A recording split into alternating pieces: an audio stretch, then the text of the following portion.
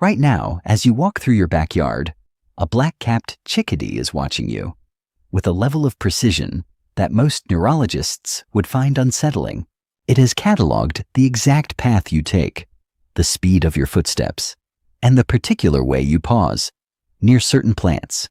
And in that brief moment, you walk past without noticing.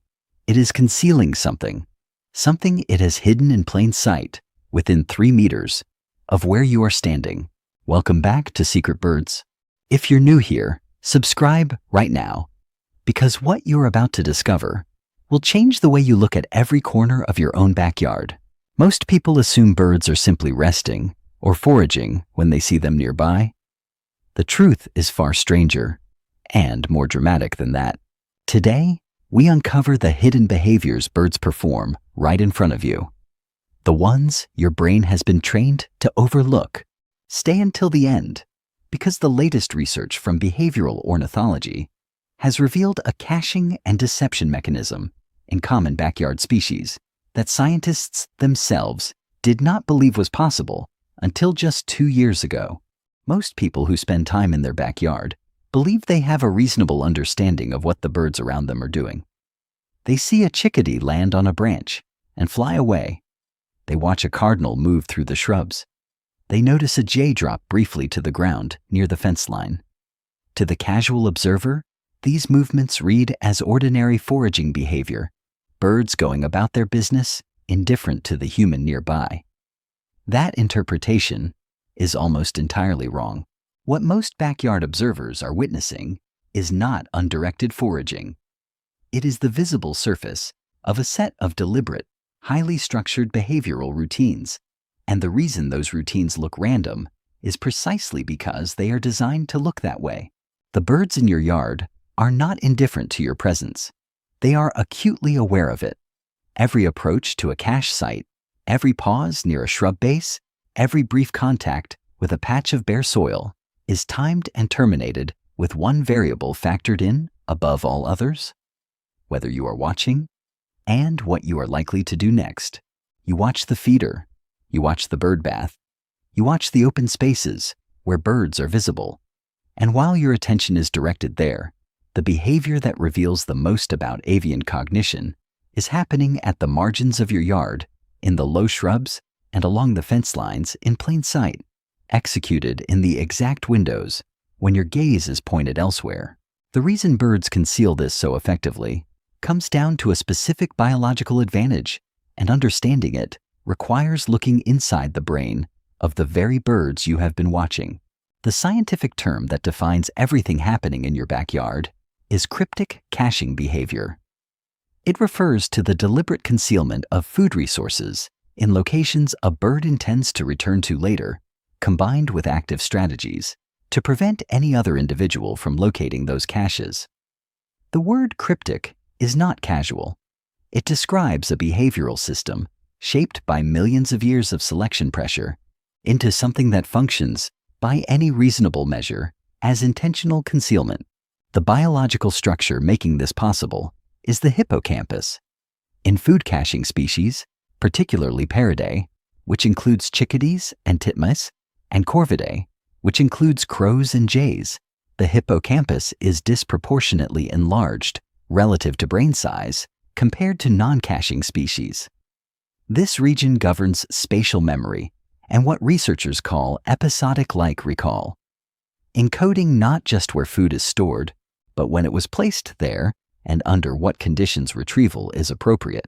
A black-capped chickadee can store food across several hundred separate locations and retrieve the majority of those caches days or weeks later with spatial precision exceeding what most adult humans could manage with an equivalent number of unmarked sites. It is not operating on simple instinct. It is running a continuously updated spatial database, recalibrated after every caching event.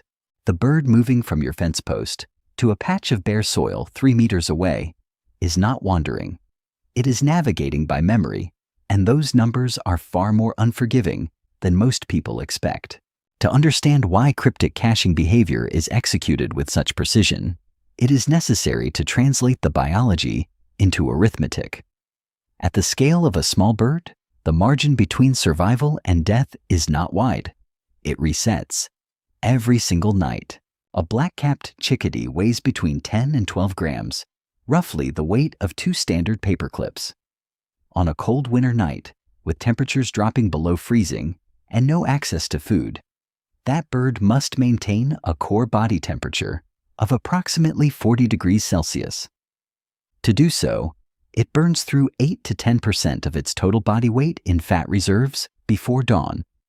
A bird that fails to cache sufficient food on any given day does not simply go hungry.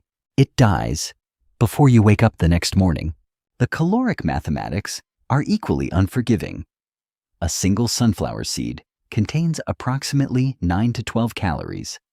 A chickadee in cold conditions requires between 35 and 50 calories per day to survive. That means locating and caching the equivalent of 4 to 6 sunflower seeds every day, without error, in an environment where every other bird nearby is competing for the same resources. Against that backdrop, one compromised cache is not a minor inconvenience. Losing a single cache to a competitor represents up to 30% of a full day's caloric requirement. Losing several in sequence compounds into a deficit the bird may not recover from. This is the pressure that produced cryptic caching behavior, and it is the same pressure that produced striking differences in how each species in your yard responds to that pressure. Not every bird in your backyard is running the same concealment strategy. The species visiting your yard are operating from fundamentally different threat assessment systems, and understanding that distinction changes what you are actually looking at when you observe birds near potential cache sites. The first system belongs to songbirds, northern cardinals, white-throated sparrows, and Carolina wrens. These species do not identify you as an individual. They respond to the category you represent. Behavioral ecologists call this pattern-based threat assessment. Your gait, your typical approach angle, the time you appear each morning, all feed into a pattern model the bird updates continuously. If your pattern is consistent and non-threatening, the bird habituates.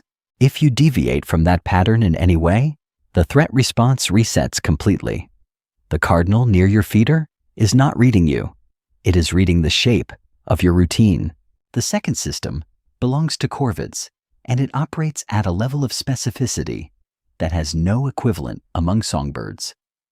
Research by Dr. John Marsluff at the University of Washington demonstrated that American crows recognize individual human faces, communicate threat assessments about specific people to other crows, and maintain those associations across years.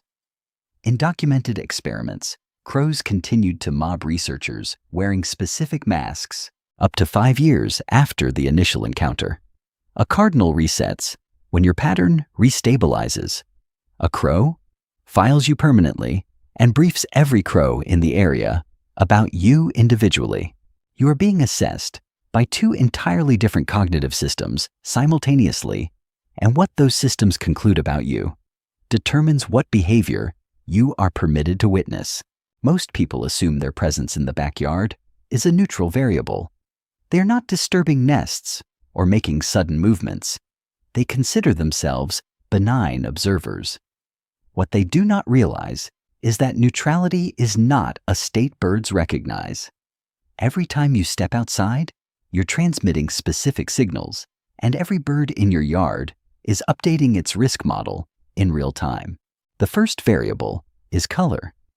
Birds perceive the world through 4 photoreceptor channels extending into the ultraviolet spectrum, invisible to humans. A person wearing high-contrast synthetic fabrics, bright whites, blues, or UV reflective athletic wear registers as substantially more conspicuous than someone in muted olive, brown, or gray tones. Research on avian flush distance has documented variation of up to 40% based on clothing contrast and UV reflectivity alone. Your clothing is not an aesthetic choice to the bird near your shrub line. It is a primary input into a threat calculation. The second variable is gaze direction. Every visual predator on Earth fixes its eyes on prey before striking. Birds have been under selection pressure to detect direct human gaze as a threat indicator for millions of years. Looking directly at a perching bird generates a measurably higher arousal response than averting your gaze, even from identical distances. The third variable is movement pattern. Smooth, continuous movement reads as non-threatening. Stop-start, direction-changing movement mimics predator approach behavior and elevates threat response regardless of your actual intent. The practical correction is specific. Wear earth tones, move consistently, and look away within 2 seconds of eye contact with any bird near a cache site. These inputs will produce observable behavioral changes within days. What none of these adjustments will prepare you for is the final layer of this system, the one researchers did not believe was possible until very recently. Everything covered so far describes the caching system as it appears from the outside. There is a layer beneath that surface researchers did not confirm until recently, and once you understand it, nothing you observe in your backyard can be interpreted the same way again. It was already established that certain caching species perform what researchers call falsification caching. Upon detecting an observer, a bird executes the complete physical sequence of concealment: the approach, the digging motion, the covering motion, the departure, without depositing anything at the site. The entire performance is a decoy. The real cache is stored elsewhere, visited only after the observer has been assessed as no longer watching. This behavior had been documented and accepted as compelling evidence of theory of mind, the capacity to model what another individual currently knows or is paying attention to. What recent studies on California scrub jays confirmed goes further. Birds performed more frequent and more elaborate falsification sequences, specifically when the observer was someone they had previously seen steal from their caches. They were not responding to the presence of a watcher. They were responding to the identity of that watcher and scaling the sophistication of their deception accordingly. The bird is not simply hiding food from you. It is constructing a false version of reality, calibrated to how much of a threat you specifically have proven yourself to be. That is not instinct. That is targeted deception, executed by a brain weighing less than a golf ball, directed at a known individual. Some of the birds in your yard right now are performing for you, and the performance is designed so you will never know the difference. Every movement you make in your backyard is being read, recorded, and filed into a judgment system that has been running since the first morning a bird noticed you step outside. Tell me in the comments, have you ever watched a bird near your shrubs and sensed it was doing something it did not want you to see? And when you looked directly at it, did it freeze and wait until you looked away? I want to hear about it because I read every one. I'll see you in the next one. But now that you know the birds in your yard have been building a file on you, you need to know that one species has been running the most structured and unforgiving evaluation of all, and it has already reached a verdict about you. So, watch our next video to discover the silent test cardinals have been running on you every single morning. What they concluded about you will change the way you walk through your own yard forever.